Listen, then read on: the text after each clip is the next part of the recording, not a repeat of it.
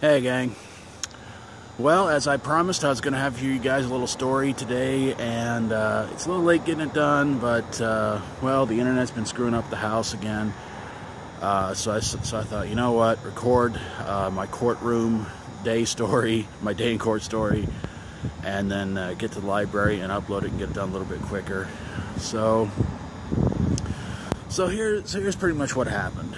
Back in September, I went to the laundromat and I found a bunch of clothes that I thought was left there overnight. Because a lot of times people around here will leave clothes behind, but my rule is if it's still there after 24 hours and nobody wants them, whoever left them there to be grabbed and taken care of and all that. So I went there, I found a duffel bag, found some shirts, found some other clothes, grabbed them up, took them to the house, and thought rewash them and then try and donate them. Well, I never got the chance to rewash them. So remember, this happened around the 1st, I think around the 1st of September, for at least the first weekend of September.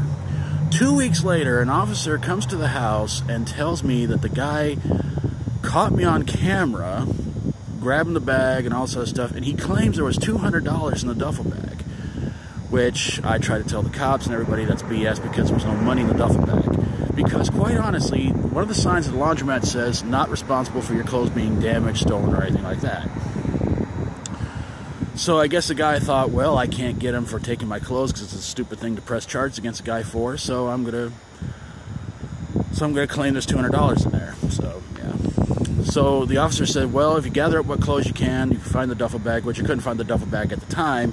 But he says, well, whatever clothes you got, that might be it. That might be what he's wanting. Take him down there and everything. Take him to the police station. I did. And remember, this was around the 15th when this happened.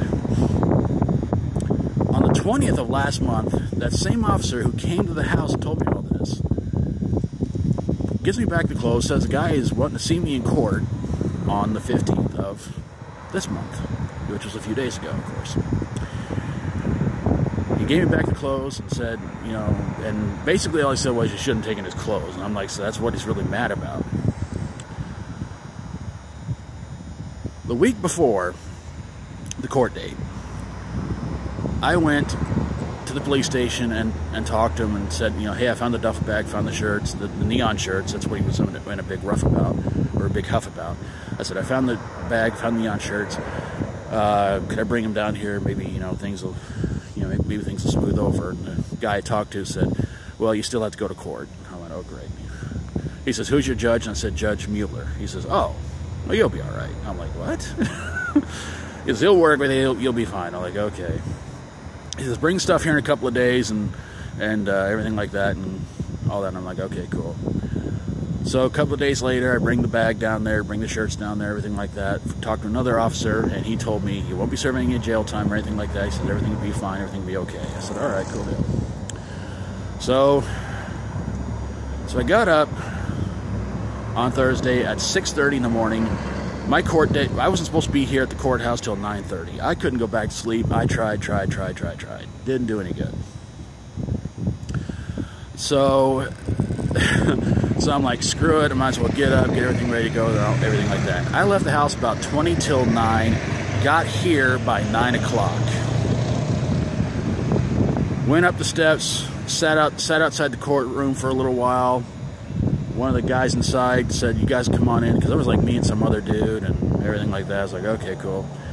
And I'm sitting in I'm sitting in the front bench closest to the door, something like, as soon as I get this done, I want to get out of here.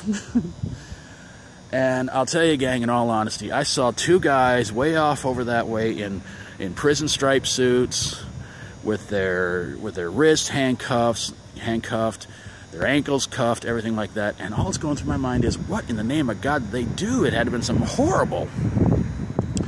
So everybody goes up in front of me. I finally get up there to the judge about 10:45. I'm sitting there for a good hour waiting for my name to be called. And everybody's going up ahead of me. You know, it's like, you got DUI, unpaid tickets, unpaid fines, speeding, all this other stuff. So the people who got, you know, DUI and all this other stuff, everything like that, said they pled guilty. I'm like, okay, cool deal. 3 people went up there. They were charged with stuff like harassment, drug possession, weapons possession, alcohol possession in a car, child endangerment, all kinds of really god-awful horrible stuff And I'm thinking, they're going to plead guilty. Nope, they all plead not guilty. And I went, what the? Are you kidding me? I'm up on theft of property, and these people are doing something far worse than I do, and they're not guilty. Oh, screw you, morons.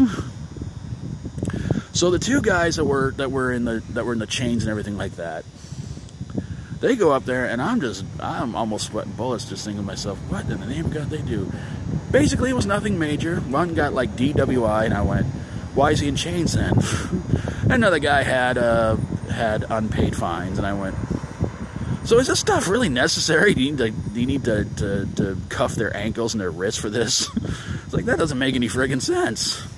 It's like, I went because I wanted to get this whole thing over with. So anyway, so I go up there, pled guilty, and I was going to try and explain to the judge, like, look, I don't know where the $200 went. There was no $200 in there, which there wasn't. But, you know, so now I got to pay like $800 and some change to get everything paid off and taking care of everything like that. But I'm going to ask for community service pretty soon. But, you know, until then, I'm going to make sure to pay the amount I'm supposed to every month until community service pops up, which hopefully will be sometime early next year. But yeah, but the weirdest thing is that in the front row where I'm sitting at, I'm sitting next to some woman and a woman on crutches and a few other people. And the woman who was sitting next to me didn't have a white piece of paper, you know, because I thought, bring the piece of paper with you. She didn't have a piece of paper. Everybody who went before the judge had a piece of paper. She didn't. So I'm like, okay.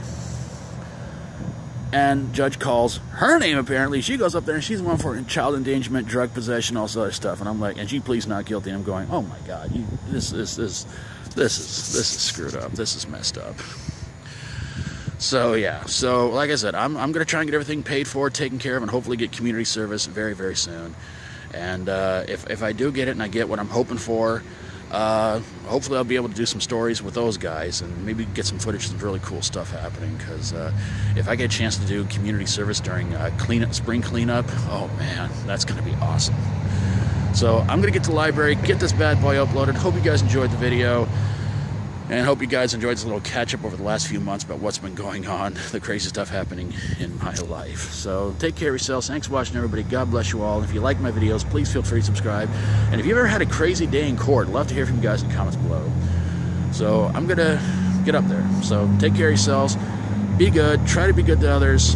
Try to be good to yourself. Until next time, thanks for watching, everybody. God bless you all. And as always, stay strong and rock on.